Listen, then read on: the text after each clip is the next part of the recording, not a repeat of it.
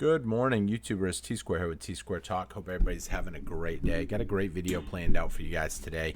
Today, I want to talk, one, about an article that I was just looking at about gold ETF investors and how they may be in for a big surprise comes tax time, and how that relates to or compares to those of us that are actually collecting physical coins, whether that be gold, silver, whatever the case may be.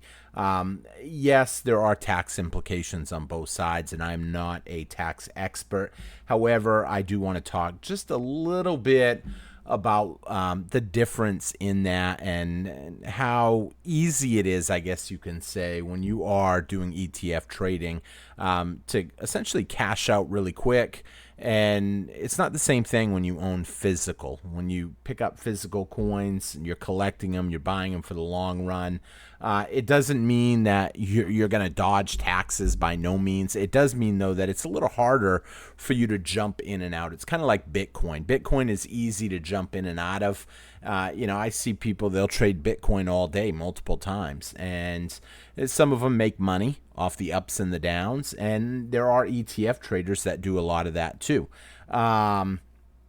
With that being said, anything electronic obviously is a little easier to get out of with a couple swipes of a key.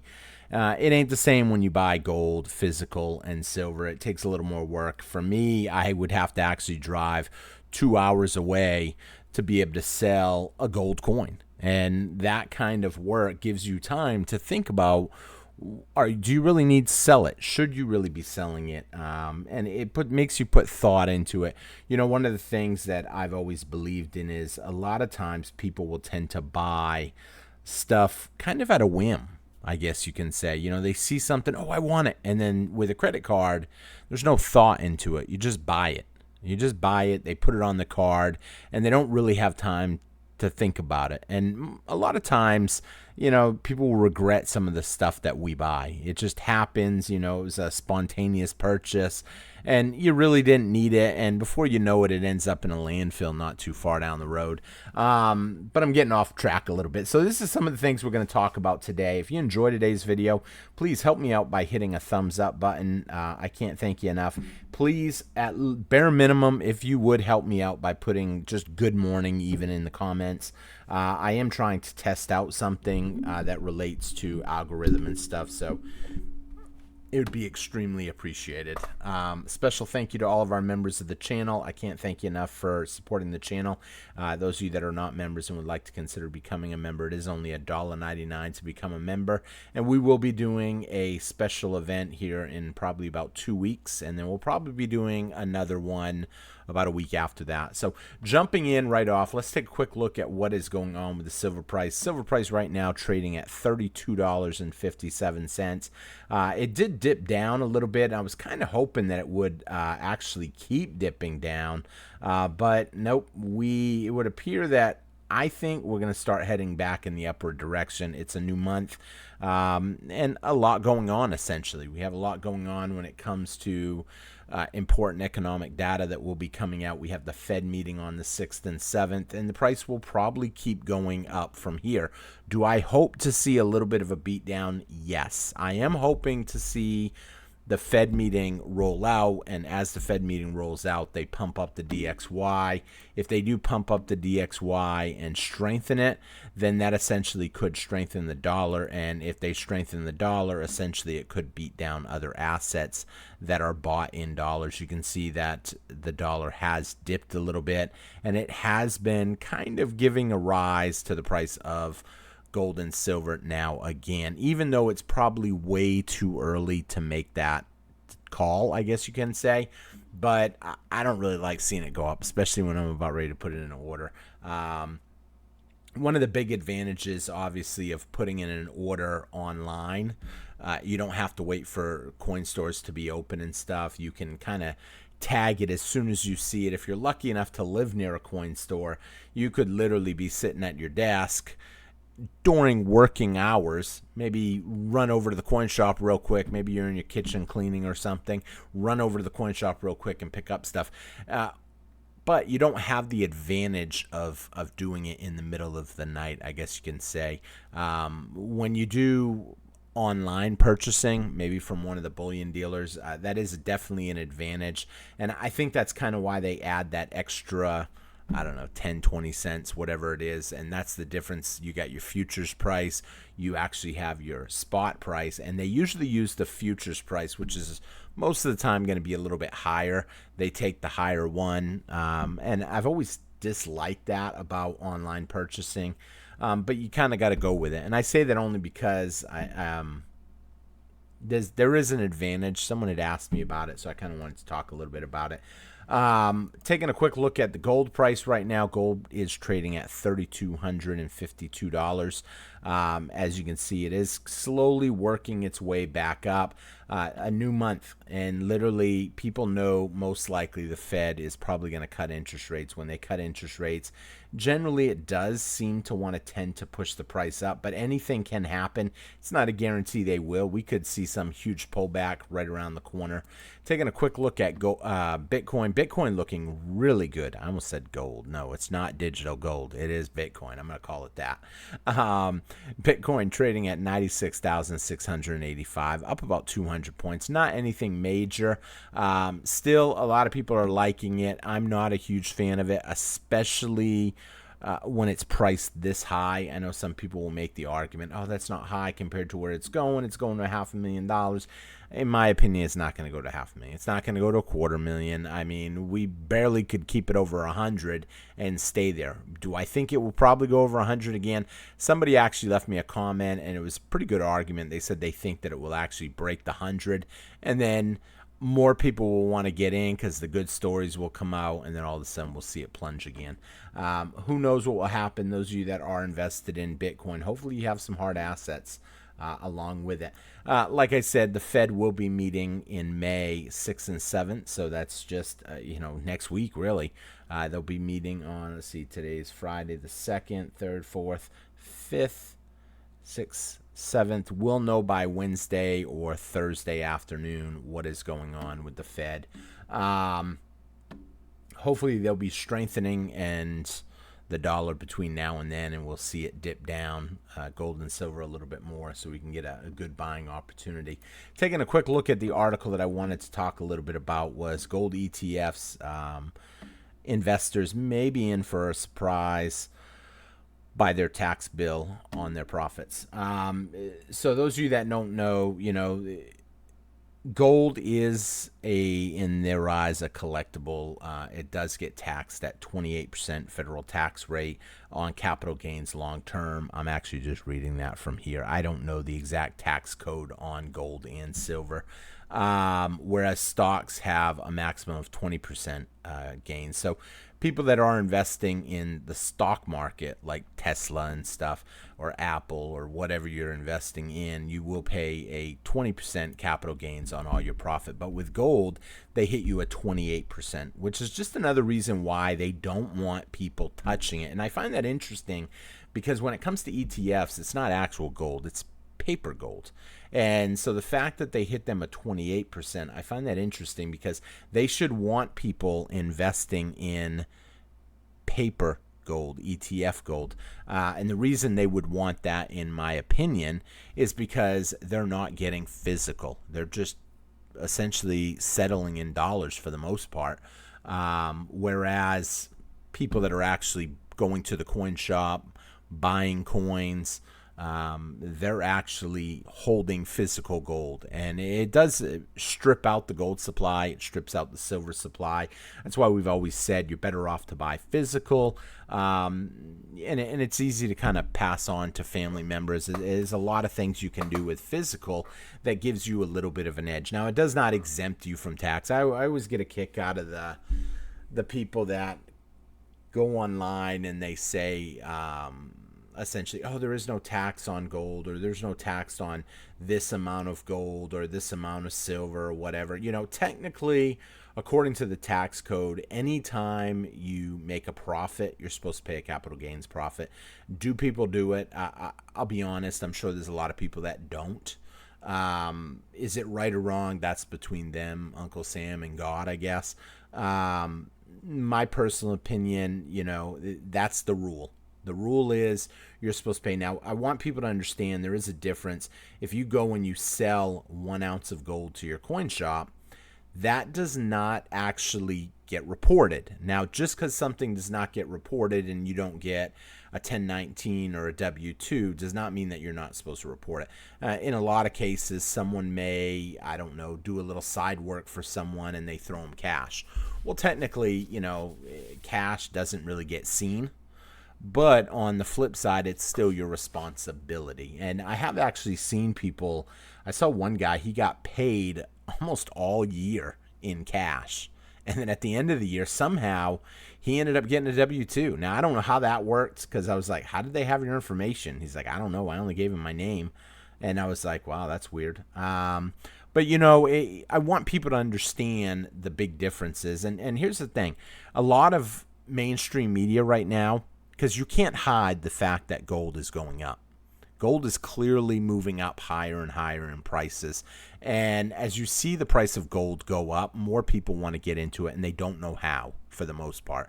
A lot of people are amateurs. They don't fully understand how to get into it, and they don't really think about, I'll just go to a coin shop and buy a gold bullion bar and then put it up somewhere. And that's it. Hand it to my kids in 20 years when I pass away or whatever the case may be. And so the easiest thing, because you can't stop people from talking about it, well, unless you're certain platforms.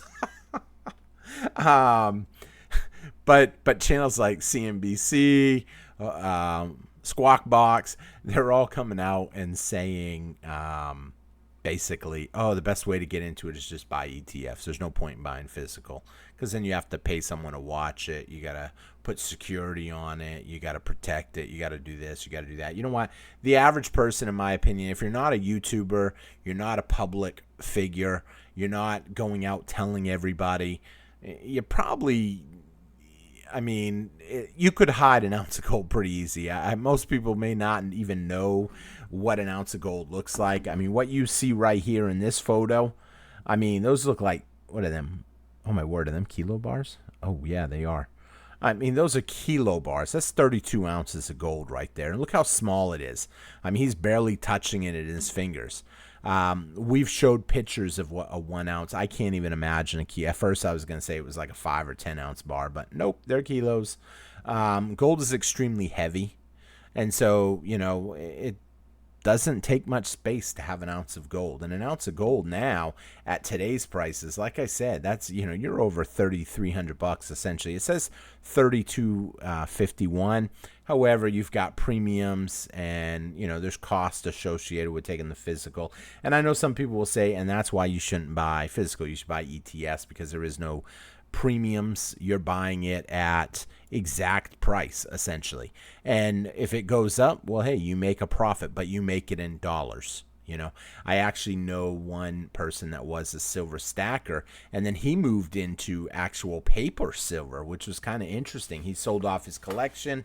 He said the next time we see a silver price and people don't want to sell a silver drop like we did during the cough, and silver dropped all the way to $11. He said, the next time that happens, I'm flooding into paper silver. I'm going to have my money on standby, and I'm going to buy a bunch of it, and that way I can get it for $11. And then when it shoots back up to essentially, what are we at, 33 almost now? Yeah, almost 33 now. Well, then I can end up essentially getting out and tripling my money, and then I can take those profits and actually buy physical silver if I want to. That's a great plan. It sounds good in theory. However, nothing really ever quite works out the way we hope. A lot of us have been planning on silver going up to the stratosphere and retiring. It's not going up to the stratosphere, but I gotta be honest, I'm not disappointed with my silver investment from $15 as we've seen it go all the way up to 32. Now, here's the thing. If you keep buying as it's going up, obviously you are dollar cost averaging up, which I think that's important that people understand. The higher the price goes, your dollar cost averaging up because you're buying at a more expensive price, which means these $15 ounces are slowly working their way up to 20, 25, whatever the case may be, especially if you started off slow. I actually know some people that started off slow at 15, and as it went up, it got up to 25, and all of a sudden they're like, oh my word, this is huge. And now they want to, bet the farm on it. It gets harder and harder to stack gold and silver as time goes on because, you do essentially, it's costing you more and more money to buy into it as the price is climbing. So you're getting a lot less for your money. I remember when I started, I could buy 7 ounces for $100 essentially. And now, and don't get me wrong, it was probably like $105, $106, but 7 ounces. Now you're lucky if you can get 3 ounces for $100. And here's the thing, all these prices going up in everything, gold and silver, and everything we buy, commodities, iron, cotton, cars, groceries, everything. That's a good evidence that the dollar is losing value. It is getting debased, and we're seeing it come down. And eventually, when they do reset the system, and I do believe there is a big reset coming, will it come this year or next year? I don't know. I would almost bet everything we will see some sort of a reset by 2030. If we don't see a reset by 2030, I am probably done talking about gold and silver here on YouTube. And some people might be like, what? Here's the thing. We should see it by then. This system, now don't get me wrong, if we don't see a reset and silver shoots up to $300-$400, okay, maybe I won't be done talking about it. But, by 2030, we should have seen something major happen. And, it gets hard when I talk to people and they tell me, even a blind squirrel finds a nut sometimes. And I actually heard that. Someone told me that. And they're like, you've been talking about gold and silver now for, 5-8 years, give or take. And yeah, it has been 8 years. But we've seen it go up. And that's a good thing that we've seen it go up, because that kind of supports what we talk about here on the channel, that it's going to keep most likely going up. Now, none of this is financial advice, nor should it be considered as such. However, it is something that people need to consider and really take a look at the charts. There's a lot of naysayers out there, unfortunately, and it does drive me nuts just a little bit, even though I sometimes find their comments comical. I try to be nice to everybody. Hey, if you're a naysayer, you don't believe in gold and silver, you watch the videos just to talk smack, I'm cool with that. I really am. Sometimes they leave a funny comment. It makes me laugh. And if I laugh, that's a rare occurrence, I'll say. So I'm happy when that happens. Needless to say, though, the prices of everything are just going up, and the evidence is in the charts. Anybody that says it's not doing anything, or you want to cherry pick I bought up here or I bought up here and it still hasn't recouped. Anybody can make any argument. There's actually a book that I think it was Bill Gates that wrote the book on how to make charts work in your favor and how easy it is to manipulate a chart. And it wouldn't take much to manipulate a chart. If I started a chart right here, silver at $50, and said, okay, I bought it 2011 and still haven't made my money back, what a garbage investment silver is. Anybody can say anything. However, if you're doing practices that we talk about here on the channel, like dollar cost averaging as the price is falling, you should have been buying the whole way down, and then you're buying the whole way back up, and now you are way ahead of the game at $32.50. But unfortunately, people don't want to be honest with themselves or with other people. If they know you're on something, it's kind of like when I was in the Navy, I had a buddy of mine that was a SAR swimmer. And essentially, those are the guys that jump in the water and they rescue someone that falls over or is drowning or whatever the case may be.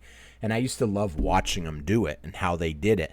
Because when someone is truly drowning and you go try to rescue them, they are going to pull you down with them. Even if you're a good swimmer, it doesn't matter. They're going to dunk you. You're going to get air in your lungs, and that's it. And this guy would actually go towards him. If the guy wasn't calm, he would actually come up underneath him and then wait a second until the guy's like, where'd he go? And he's still panicking. And then he would come up right over his back and almost do like a chokehold. That way it calms him down. And then You got the grip on him. You've got, what's going on. So I want people to understand, unfortunately, the naysayers out there, they don't want you to succeed. I hate to say that. They want you with them on a sinking ship. And there's a lot of people that are going to sink in what's coming when we get the next major recession / depression / even maybe a greater depression than we've ever seen in history. However, I think everything repeats itself. This is going to be just like essentially 1929. So we'll see what happens. And I thank everybody for watching. I'm going to wrap up the video here. Please be sure to check out some of these other great videos. YouTube has not been kind to me lately, since you can see my view count, 559, 694, 660. I mean, we were in the thousands before on every video, and all of a sudden I said one bad thing, and all of a sudden I think I'm public enemy #1 now. Hopefully we'll break out of that. And by you just hitting good morning in the comments, I know a lot of people don't like to leave comments, but it does help. And I want to see what it does if all of a sudden that breaks this slump that we're in with just a bunch of comments. So we'll see. Multiple comments doesn't help, I don't think. If you write 20 times, I had someone try it, I don't think that affects anything. But I am curious to see if everybody puts a comment down that watches the video and enjoys it. It does help. I found it interesting. A video that I did recently had like 100 comments and likes, and it only had 400 views. And I was like, what in the world?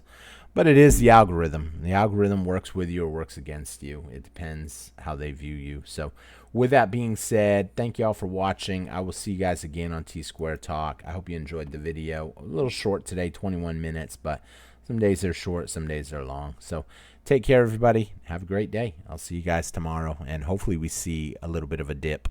So take care, everybody. Bye-bye.